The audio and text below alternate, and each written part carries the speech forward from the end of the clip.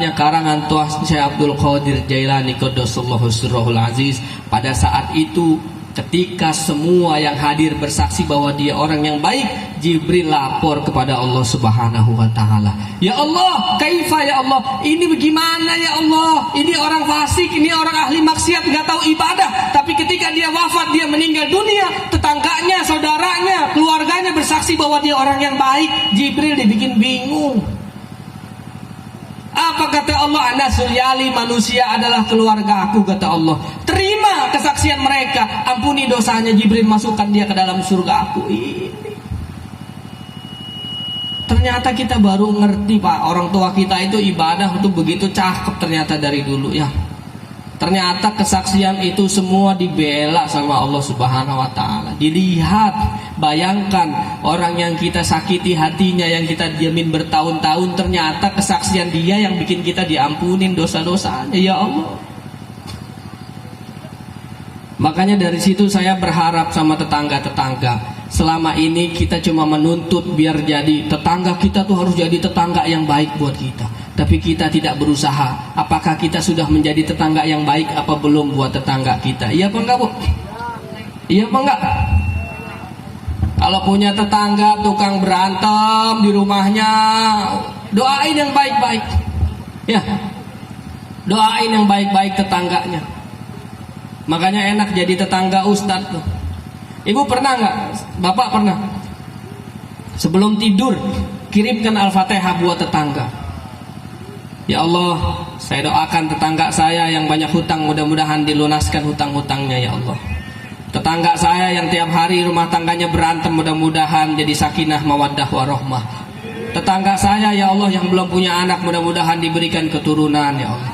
Tetangga saya yang sakit, mudah-mudahan disembuhkan, dikuatkan iman Islamnya ya Allah. Al-Fatihah baru tidur. Pernah nggak begitu?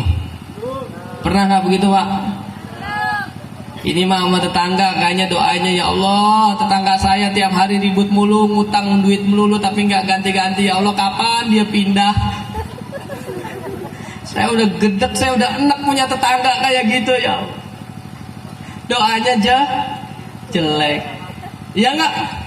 Doanya jelek. Makanya tetangganya juga jadinya jelek ke kita. Coba doain yang baik. Kalau dia minjem duit nggak bisa bayar, doain biar dia kaya. Kenapa kalau dia kaya dia nggak usah ngutang lagi sama orang, iya nggak?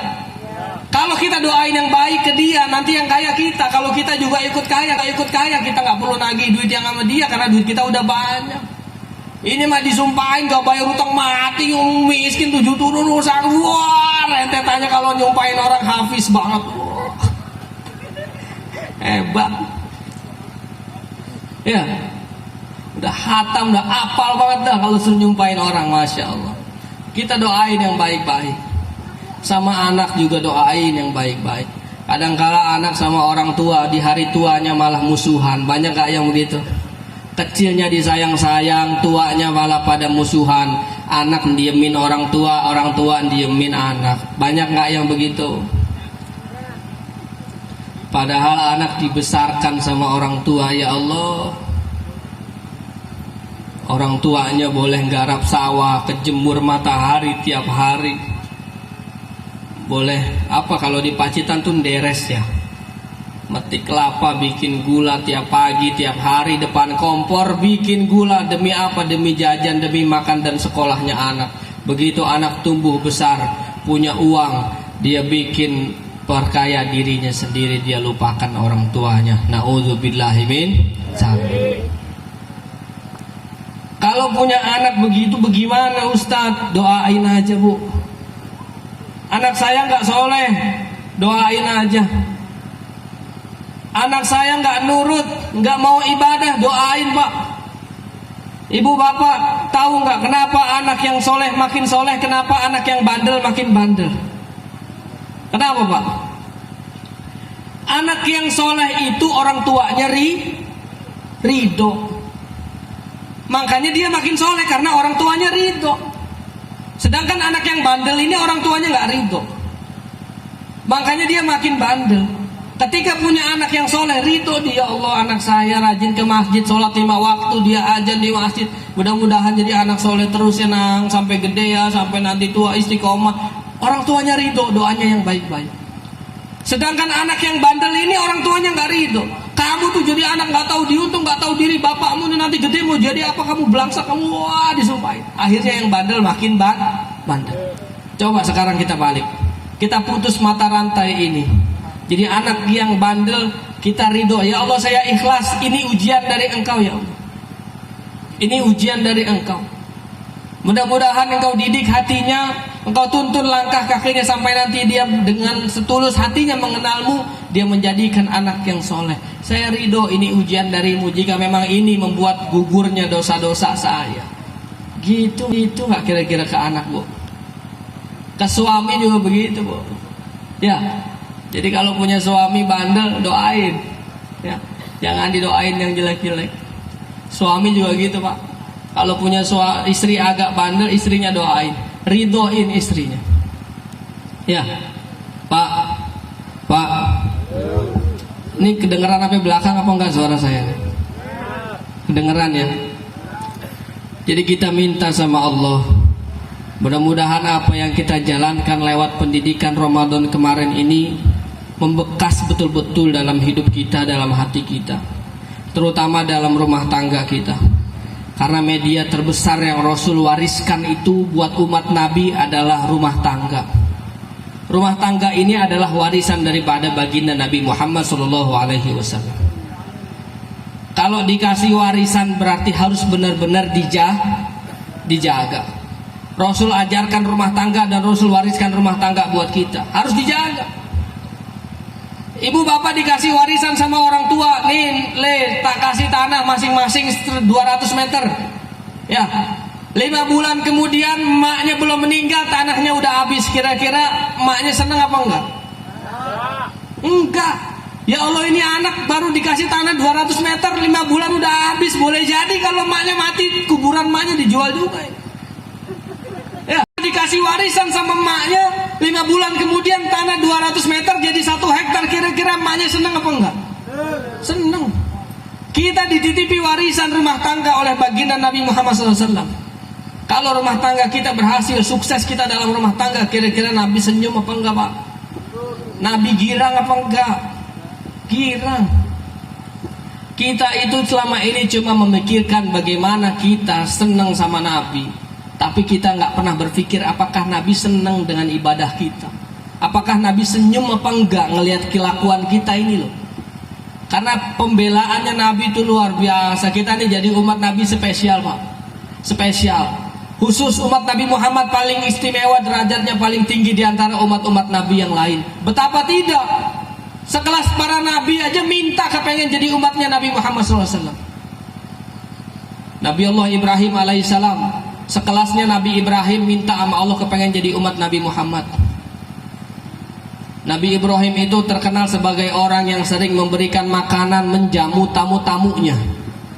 Lalu kemudian Nabi Allah Ibrahim minta kepada Allah, ya Allah saya kepengen ngasih makan umat manusia sampai nanti akhir zaman.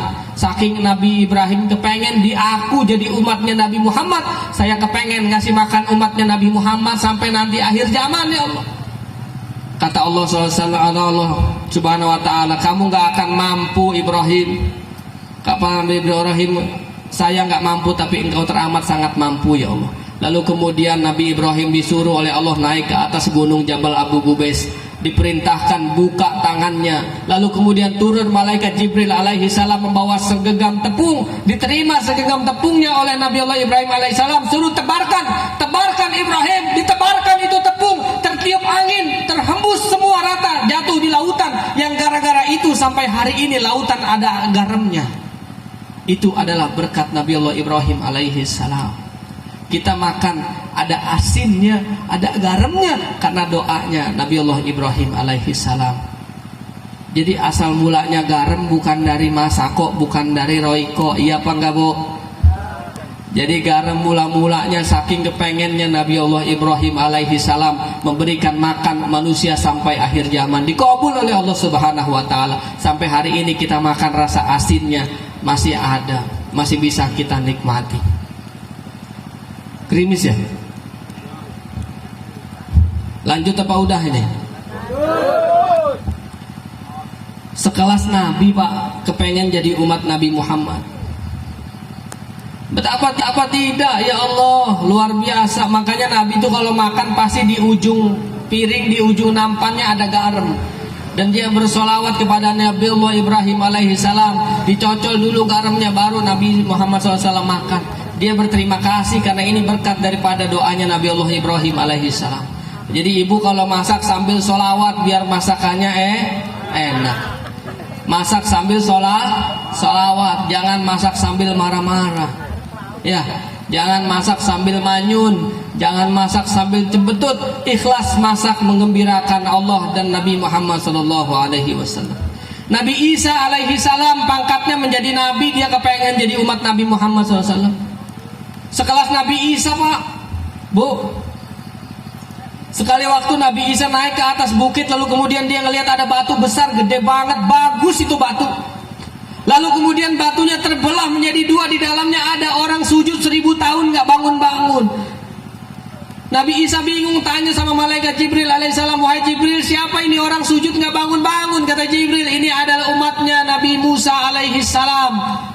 Dia saking patuhnya kepada Allah, dia sujud 1000 tahun nggak bangun-bangun. Nabi Isa geleng-geleng kepala, hebat betul ini orang sujud 1000 tahun nggak bangun-bangun. Kata Allah, ada yang lebih hebat dari umat Nabi Musa sujud 1000 tahun. Siapa ya Allah? Sujudnya umat Nabi Muhammad 2 rakaat pada malam nisfu Sya'ban. Jadi kemarin nisfu Sya'ban sholat apa enggak Pak? Bu, nisfu Sya'ban sholat apa enggak?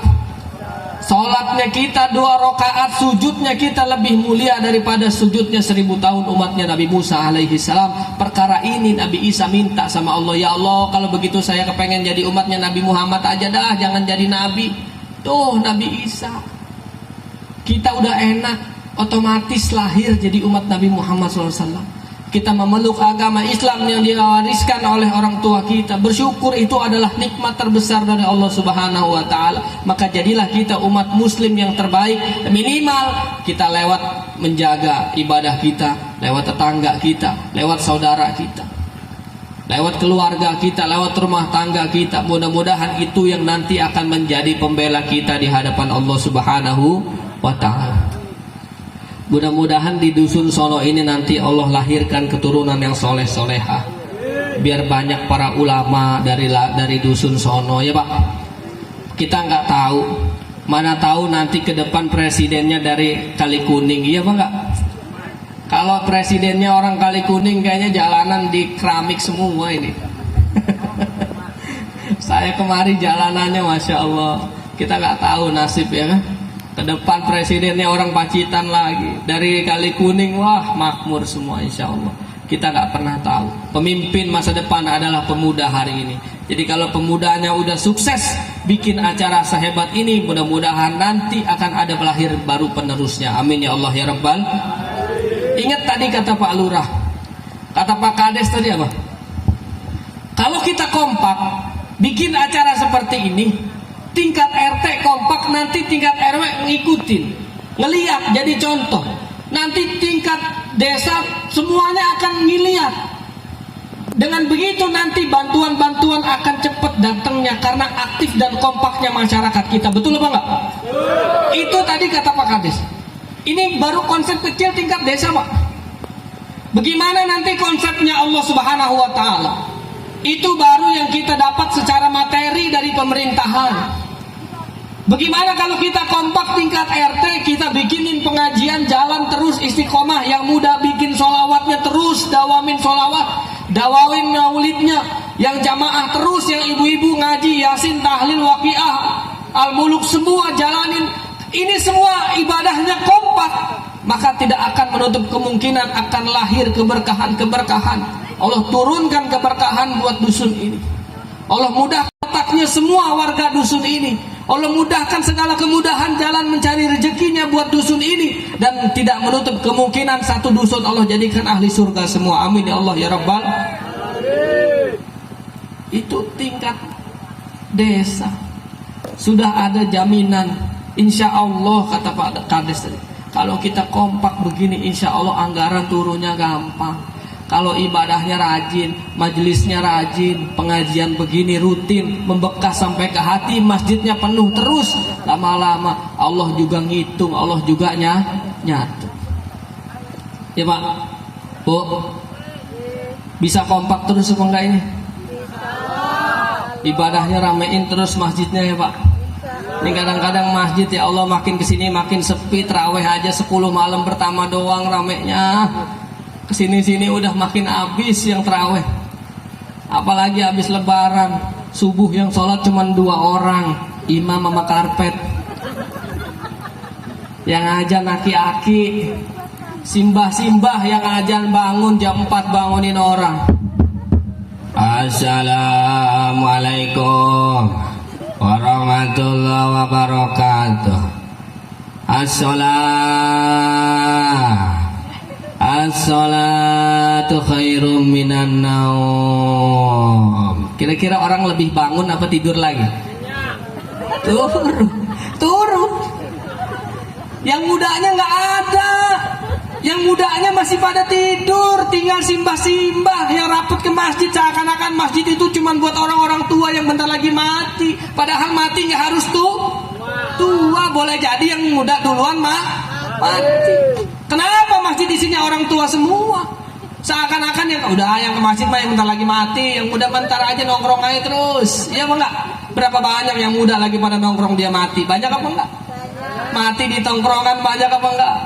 Banyak. Ayo kita ramein masjidnya. Coba subuh yang ajan di masjid anak muda. Kalau aki-aki ajan tuh ya Allah kasihan. Bu, ayo ala sholat, ayo ala sholat. Ngantuk ya? Kayaknya enak tidur lah ya yang ajan. Bentar lagi mati nih. Kasihan. Coba subuh yang ajan anak muda. Hayya 'alas shalah.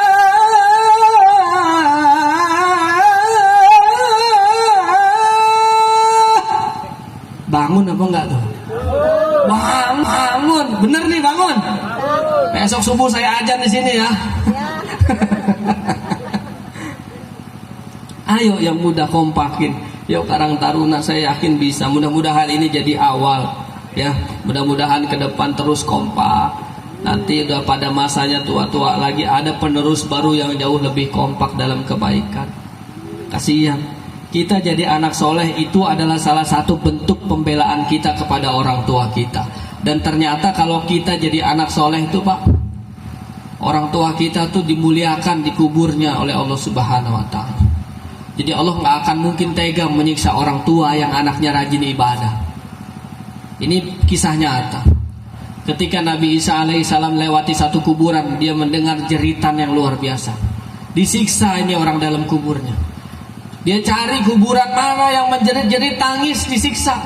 Begitu sampai di kuburan itu, lalu kemudian tangisannya berubah menjadi ketawa riang, bergembira luar biasa.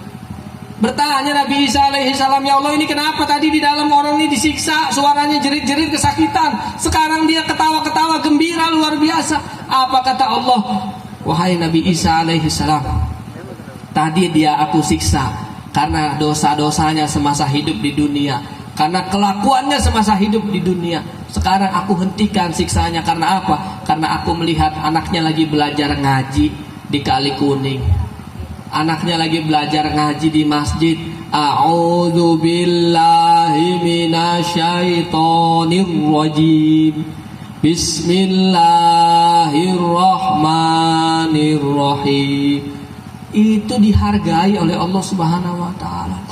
Bagaimana mungkin aku siksa orang tuanya sedangkan anaknya bilang Bismillahirrahmanirrahim dengan menyebut nama Allah Maha Pengasih, Maha Penyayang. Anaknya bilang aku Maha Pengasih, Maha Penyayang. Mana mungkin aku tega siksa orang tuanya. Ganti siksanya dengan kebahagiaan, pindahin ke surga orang tuanya.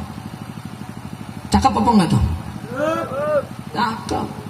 Meskipun anaknya belajar ngaji Iqra, baru belajar Al-Fatihah, Alhamdulillahi Rabbil Alamin, gitu ya Pak. Alamin, ain, alamin, diajarin sama ustadznya, ngalamin, alamin, ngalamin, itu terserah dah daripada nggak ngalamin. Orang Cilacap tuh kalau ngaji gitu. Karena ibu saya orang Cilacap, jadi kalau di Cilacap alhamdulillahirabbil alamin, ngarahmanirrahim, enggak apa-apa. Yang penting kita paham maksudnya. Kita terus belajar, terus ngaji. Karena penting itu buat jadi pembela orang tua kita di hadapan Allah Subhanahu wa taala. Ya, kalau kita niat mendekatkan diri kepada Allah, kita belajar ngaji itu Pak, baca Quran, Pak, Bu. Mau benar mau salah, kalau kita niat belajar baca Quran, tetap Allah hargai, tetap Allah ganjar kebaikan. Bahkan orang-orang yang belajar Al-Quran digandakan pahalanya. Orang yang baca Quran karena udah bisa, karena udah jago, Allah kasih 10 kebaikan. Likulli harfin asrin hasanah. Setiap hurufnya ada 10 kebaikan. Tapi ketika dia masih belajar, Allah lipatkan 2 kali lipat. Kenapa? Karena Allah menghargai kesungguhan dia belajar. Udah bacanya salah-salah, karena niat belajar, Allah lipat gandakan kebaikannya. Enak apa enggak tuh? Minimal kita seumur hidup sekali dah hatam Quran. Kemarin Ramadan hatam apa enggak Pak? Ibu hatam Bu? Masya Allah. Syukur-syukur dalam sebulan kita bisa hatam. Gak bisa sebulan Ustaz, repot di dapur, masak sahur, mama bangun duluan, iya apa enggak? Buat buka puasa udah masak lagi sampai tidur, anak istri, anak suami udah pada tidur, istri di dapur belum tidur nyiapin buat sahur, iya apa enggak? 30 malam tuh ibu-ibu di dapur tidur belakangan, bangun dulu